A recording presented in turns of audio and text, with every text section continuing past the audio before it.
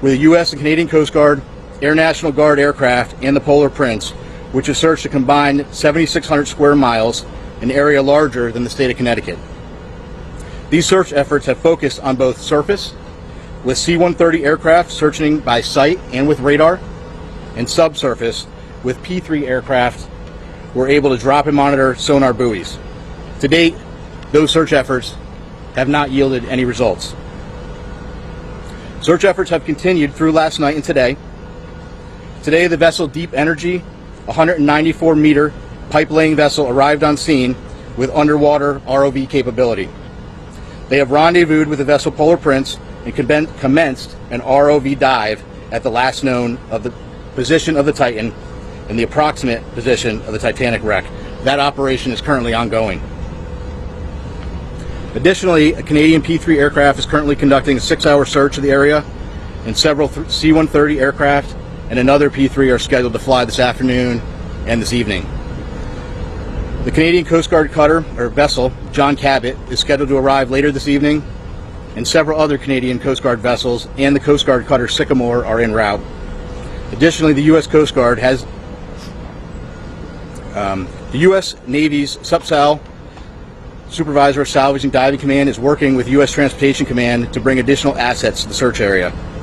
These more capable assets will be staged out of St. John's for further transport to the search area. There are also several private vessels, research vessels with ROV capabilities that are making preparations to join the efforts. So I want to reiterate, this is a very complex search, and the unified team is working around the clock to bring all available assets and expertise to bear as quickly as possible in an effort to solve this very complex problem. We'll continue to provide updates as they become available. And again, our thoughts and prayers are with the crew and the families and their loved ones. We will provide unwavering effort as we continue the search, and I think at this time we'll open it up and take a few questions. How an ROV would work, sir? It's tethered to a ship and what it can see, and then would it actually plug? So each of the ROVs, so that's kind of a vague question, right? ROVs have different capability. It's our understanding the current ROV that is deployed at the site now has some limited capability. It has a camera on board, but again, each of those is different, and we'll be gathering more information as that operation goes on through the day. Captain, it's Tom Costello with NBC News. If your submersibles can find this sub, is there any way to retrieve it and save the people on board? Yeah, so right now all of our efforts are focused on finding the sub. What I will tell you is we have a group of our nation's best experts in the Unified Command, and if we get to that point, those experts will be looking at what the next course of action is. How many hours of oxygen are left that you know of, or that you can estimate right now on the submersible? And does it have to be approved or regulated? Sure. So first of all, it's an estimate, right? Because we know from the data we were using as a starting point was 96 hours. We know at this point we're approximately about 41 hours. 41 hours left. Yes. And does it have to be approved or regulated? Does submersible, does it go through anything that you know of? Yeah, I'm not sure of the exact technical piece of that. We know there's about 40 hours of breathable air left based on that initial report. Again, that was just the initial report based on 96 hours from when the vessel. Captain, even with that amount of time that's left, let's say 41 hours or so, if you were to find the submersible at this moment, would that give you enough time to save these 5 people on board? Yeah, I don't know the answer to that question. What I will tell you is we will do everything in our power to effect a rescue. Again, it's going to depend on if the ROV finds something. It's going to depend on what they find, what needs to be, what steps need to be taken next, and really that is for the experts within the Unified Command to take a look at and then decide what the best course of action is. BBC News. It seems to have taken the mothership vessel, or those running this operation, about 8 hours to contact you on Sunday after they lost contact with the sub. Is that a cause of concern? Listen, right now, our effort and our focus is on searching with what we know. As soon as we received the report on Sunday evening, we immediately launched search efforts. We flew assets that evening, and we've continued constant surface and air asset searches since that point. You mentioned that the search operation is very complicated. What are the biggest challenges? Well, this is a complex search, and it's complex for a variety of reasons. You're talking about a search area that's 900 miles east of Cape Cod, 400 miles south of St. John's. So logistically speaking, it's hard to bring assets to bear. It takes time. It takes coordination. And then we're dealing with, two pieces of, you're dealing with a surface search and a subsurface search. And frankly, that makes it an incredibly complex operation. Captain, will the U.S. Navy or the Canadian Navy be able to get salvage equipment on time before the air runs out? Obviously, getting salvage equipment on scene is a top priority. Unified Command is working through that to prioritize what equipment we can get there. There are ongoing operations right now via the U.S. Navy and Transcom to get equipment staged in St. John's and to get it on scene. I can't give you an exact timeline of when that's going to happen. But what I can tell you is there is a full court press effort to get equipment on scene as quickly as we can. Is that equipment already on the East Coast, though, or is it coming from the Pacific, for example? No, so some of the equipment that's coming is coming from the East Coast, but again, we're talking about very heavy equipment. It's a complicated transport operation, but the best professionals in the world are working it, and that's U.S. Transcom. When it comes to the equipment, can you go into more detail? Do you have a Curve 21 that's being shipped up to that location? And since you don't have a fleet-type vessel, could be evacuated with the mission, what other assets you have? You have civilian ships that you have? Yeah, so like I said, there are several civilian ships that have offered services heading that way. There are additional Coast Guard cutters. We hope to have a Canadian Coast Guard cutter on scene this evening. We hope that they may be able to assume on-scene commander. Polar Prince has been doing a great job with those duties, but if we could take some of that from them, that would be good. But your question about specific equipment, I'm not going to get into talking about specific equipment. Frankly, I'm not an expert on what that equipment is, but again, I can tell you we have experts in the Unified Command that are going through that, prioritizing what we need and then how we get it on scene. Can you tell us about the personnel from Boston? How many people from here are out there, and also where equipment? From Boston specifically. So Boston, where Boston plays a role is the command center, the rescue and coordination center is here in Boston. The aircraft that are coming in are coming from different locations, but the command structure is being worked out of Boston. And I think we have time for two more questions. In all your years of experience, just how unique is it? Is the Coast Guard ever Well, I don't want to speak about if the Coast Guard is ever. I would tell you it's a unique operation, it's a challenging operation, but right now we're focused on putting everything we can at it and searching as hard as we can and getting the assets out there as quickly as we can. And so these private companies, the other assets that are rushing to the carrier, what sort of assets do they have? Do they have ROVs, So there are some additional assets with ROVs. There is one asset that is working to get on scene with a decompression chamber. So those are all pieces that are coming together, and we're working those logistical challenges to get them there. And I think we'll take one more. Is a realistic prospect? What would that look like? Well, I can't tell you exactly what it would look like. I would tell you that we are out there, we're searching. We wouldn't be doing this. We wouldn't be searching and putting all effort out there. I think that, if the sub is located, that's a question that then the experts need to look at what is the best course of action for recovering the sub. But I think it's going to depend on that particular situation and if we encounter that. Sir, is it true that the British offered assistance and they were told we don't need your assistance at this point? No, I'm not aware of that. Again, what I would tell you though is that the Unified Command is working through prioritizing. We know that there's equipment out there that can be brought to the scene. The Unified Command is working through prioritizing what equipment we need and then how we get it there. And the French are also responding to the ship as well? Yes, that's my understanding, correct. And I think we're going to wrap it there. Yep, thank you. Thank you, Captain. Thank you. I really appreciate you guys coming out today. Glue this portion of the brief on there. I can stay behind just to take some additional stuff that maybe wasn't answered. We can try to get some information back to you kind of a little later. Can you clarify the question about the getting nuclear for base in Boston? Yeah. So are they not out there? Are they just working here? Right, so the Rescue Coordination Center that he's talking about specifically, that's based in Boston. So the personnel that are working in the command and control environment, as far as building a lot of the search and rescue plans, sending out the information, coordinating those pieces, are here. The people affecting the mission, so the pilots, the air crews, all of the ships, those are based out of different areas. So our pilots, air crews are out of Elizabeth City, North Carolina. The Coast Guard cutter Sycamore, I believe, is out of Newport, Rhode Island, but they were operating already in the Arctic. So there are a number of people that are here working in that staff element, but are not physically located out in the search area, if that makes sense. Command and control. It is, yes. Does Ocean Gate have another submersible that they could try to send down there? I don't know. It sounds like, for the most part, the staging area is moving to St. John's. So I believe, yeah, a lot of it into St. John, Newfoundland, right? Yes. Yeah. That's so. Our aircraft, the C-130 aircraft, they're based out of there as well. So I know there is a number of pieces going out there. Logistically, it's easier as opposed to from here. Talk about Transcom organizing the different assets available. I asked Transcom, but they didn't know what you guys. Okay. So can you give a little bit more clarity on what kind of assets you have put in the water? I specifically asked about the Curve 41. Yeah.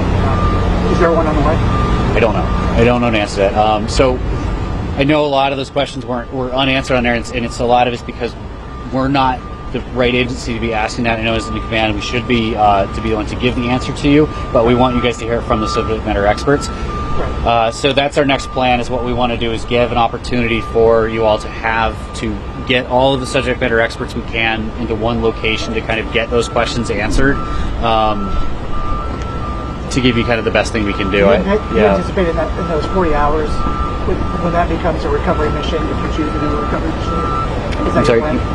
When those 40 hours are up that you gave for the estimate, is that the moment you shift from a search and rescue to a recovery operation, if you choose to do a recovery operation, given the difficulties? I think it really depends on a number of factors. So anything that could change between now and then, as far as information response, things like that could change that. So it's not a hard and fast, timer's up, time to transition.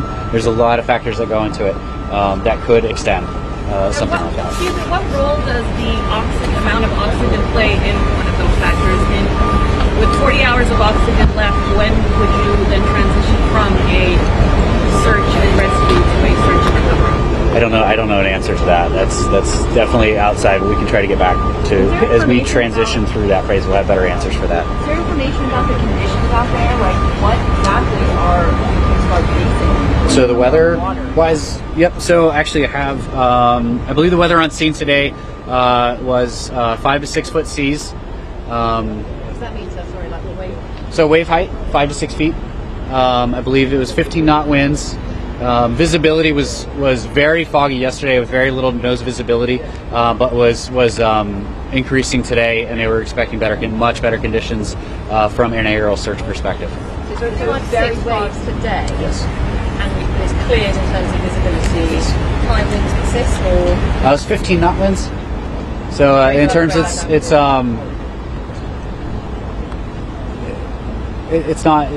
about average out there, right? Okay. How long would it take a typical Coast Guard vessel from the U.S., or for that matter from Newfoundland, to get on site if they're running at maximum speed? That depends on the cutter itself or the ship itself, because they all have different speeds. Yeah. But you have an average, just so we have a feel for how long it would take to get there? Well, depending on where they're coming from, it could be a matter of 2 days up to 4 to 5 days. It just depends on where they would be deploying from. 2 days from Newfoundland, for example. I don't know. We don't have any ships up there, so I don't know. I don't have an answer to that. We're trying to find out more information on the Canadian vessels that are assisting on there, sort of what their capability and speeds are. I just don't have an answer for you on that right now. Does the Coast Guard have a line on a piece of equipment that is capable of going down to the Titanic? The Coast Guard specifically, no.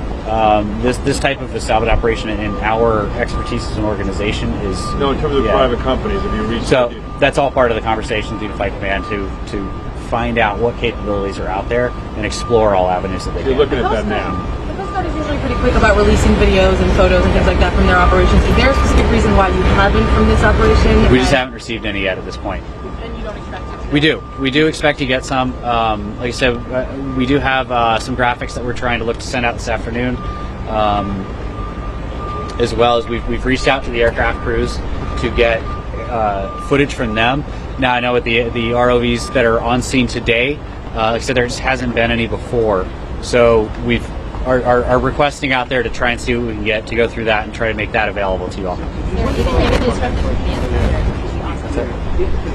submersible was discovered on the bottom of the ocean right now there are no assets on scene that could go retrieve. Is that correct?